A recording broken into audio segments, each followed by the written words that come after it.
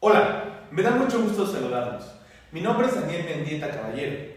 Soy arquitecto y administrador de la construcción por parte de la Universidad del Valle de Toluca. Cuento con una maestría en diseño, la cual cursé en la Universidad Autónoma del Estado de México. Actualmente también cuento con estudios de especialidad en evaluación de bienes inmuebles y cuento con la certificación como director responsable de obra expedida por el Colegio de Arquitectos del Estado de México. Bueno, principalmente yo me he desenvuelto en la iniciativa privada en distintos despachos, los cuales se han encargado del desarrollo de proyecto ejecutivo, ejecución de obra y supervisión. En los dos sectores, tanto público como privado, he indagado y desde luego he incursionado en la parte del desarrollo del proyecto, desde su percepción del anteproyecto hasta su ejecución.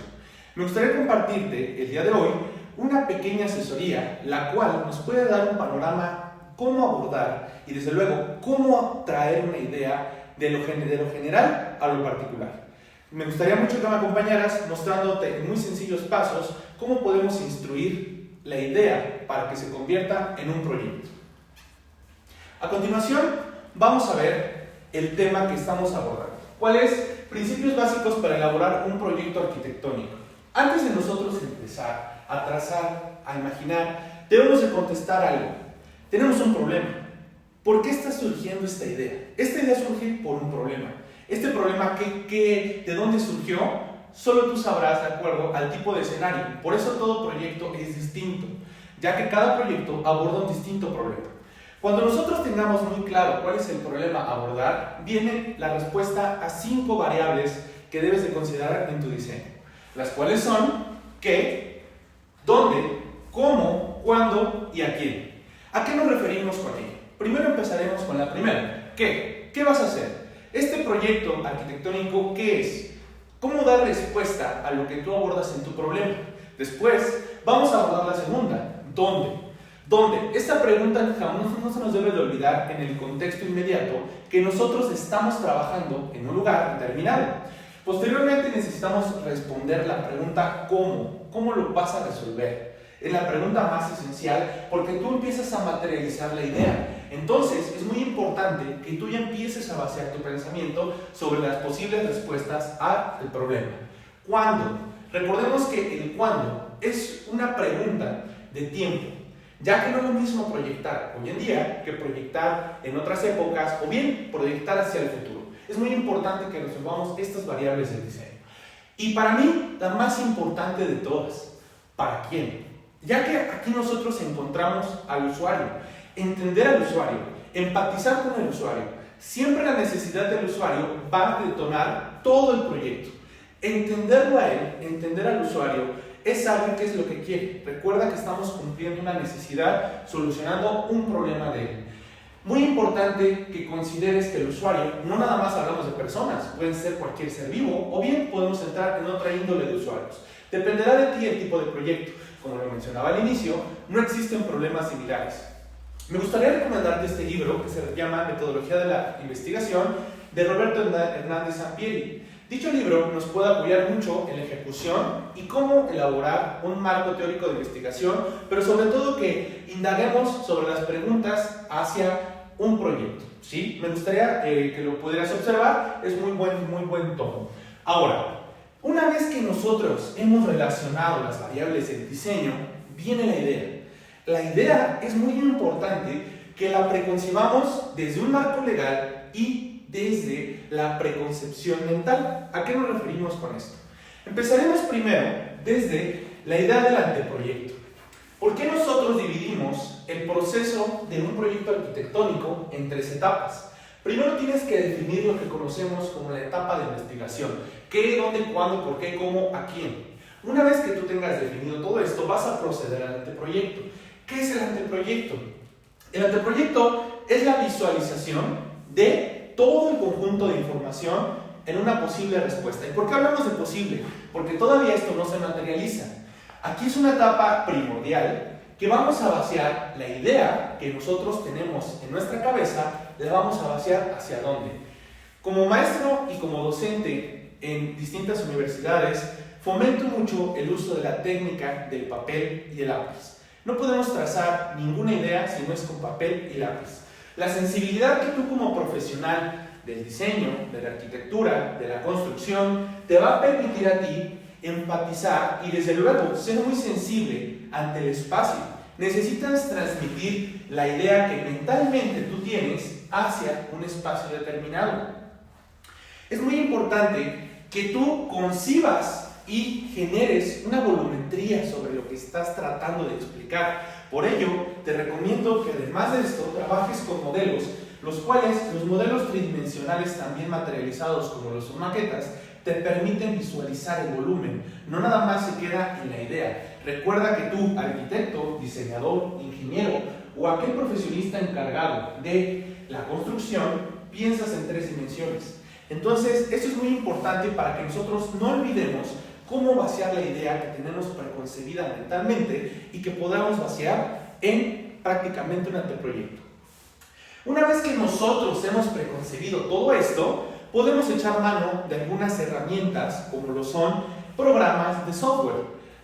Como docente en Centro Universitario UNIARC, nosotros implementamos 4 programas que nos ayudan al desarrollo de los alumnos, pero dependiendo del tipo de enfoque que le estamos dando. Es muy importante mencionarte que cada programa tiene un objetivo específico. Cuando nosotros abordamos con los alumnos programas como AutoCAD, es un programa técnico que nos ayuda a digitalizar de forma bidimensional y tridimensional. Sin embargo, también nosotros abordamos en otros programas, como lo son SketchUp, volumetrías y productos finales. También nosotros en Centro Universitario UNIARC fomentamos el programa Revit. ¿Por qué Revit? Revit es parte de la plataforma BIM, Building Information Modeling, el cual nos permite preconcebir el proyecto como anteproyecto en una etapa constructiva, en todo un modelo de construcción. Así como también nosotros trabajamos con softwares como Photoshop, los cuales nos permiten vender una idea en productos finales. En la edición es muy importante que nuestros alumnos siempre arraiguen la creatividad en cada uno de los softwares que nosotros usamos. ¿Por qué es importante las primeras 2 etapas antes de la digital? Hoy estamos en una etapa digital, estamos en una era digital en donde el programa no hace el arquitecto hace el programa. Entonces el alcance no depende de los programas que se den, sino del alumno. El alumno tiene que tener muy en claro todo esto. Y una vez que él sepa hacia dónde dirige el proyecto, va a exponenciar de una gran manera cada uno de sus proyectos que tenga en pie. Ahora bien, todos nuestros proyectos no pueden quedar, desde luego, como ideas al aire. Podemos tener proyectos muy innovadores, podemos tener proyectos que resuelvan muy claramente una necesidad. Sin embargo, es importante mencionar que cada proyecto obedece a un marco legal. ¿A qué nos referimos con el marco legal? Desde que tú estás preconcibiendo el anteproyecto, es muy importante que sepas que existen normas y llamémosle de otra manera, las reglas de la casa. ¿En dónde estamos proyectando? No olvidemos que nosotros tenemos una serie de leyes, primero por el marco normativo de orden jerárquico de la Constitución, leyes, normas y reglamentos internos. Entonces, es muy importante que desde que nosotros preconcebimos la idea, sepamos hacia dónde se dirige. Y todo está relacionado. Es muy importante hacer mención de esto. Ya que ¿dónde? La pregunta que nosotros hicimos al comienzo, ¿dónde? Te va a determinar el marco legal. ¿Cómo podemos abordar el marco legal? Por ejemplo, si hablamos de un orden federal, tenemos 32 estados. Cada entidad, como la Ciudad de México, cuenta con su marco legal, o bien el Estado de México cuenta con su marco legal como el Código Administrativo del Estado de México. Cada estado funciona con sus propias leyes, pero también necesitas tú saber sobre qué municipio lo estamos estableciendo. Todo dependerá de tu tipo de proyecto y el alcance al que estés llegando. ¿Por qué es importante saber las reglas del juego, conocer qué es lo que estamos haciendo? Porque, como te mencionaba, todo esto en conjunto va a recaer sobre el siguiente paso, el proyecto ejecutivo. El proyecto ejecutivo es el resultado cuando tú te dedicas al proyecto de qué vamos a hacer. Al final de cuentas, el paso final, el proyecto ejecutivo. ¿A qué se refieren con ejecutivo? Su nombre mismo lo dice, ejecutable. Este paso es a finalizar el conjunto de información que tú analizaste, investigaste, desde luego que incluso debatiste y al final de cuentas materializaste en ideas y que también cumple con un marco normativo. Todo esto en conjunto va a llegar a ser esto, un proyecto ejecutivo. Al final de cuentas, el proyecto ejecutivo va a ser el instructivo para que tú puedas llevar a cabo ese proyecto que nació de una idea, pero esa idea nació de un problema. Entonces, para mí es muy importante que el alumno tenga la sensibilidad de entender todos estos pasos y también, no nada más el alumno, que todos conozcamos cuál es el proceso implícito en una idea, en un proyecto, ya que nosotros al elaborar proyectos estamos modificando nuestra realidad, estamos modificando el espacio. Entonces, espero que te haya servido esta serie de pasos. Desde luego la intención era que tú fueras y que fuera de forma más concreta, en caso de estar perdido, que puedas utilizar este historial y decir qué puedo hacer para abordar un proyecto. Agradezco mucho su atención, muchísimas gracias.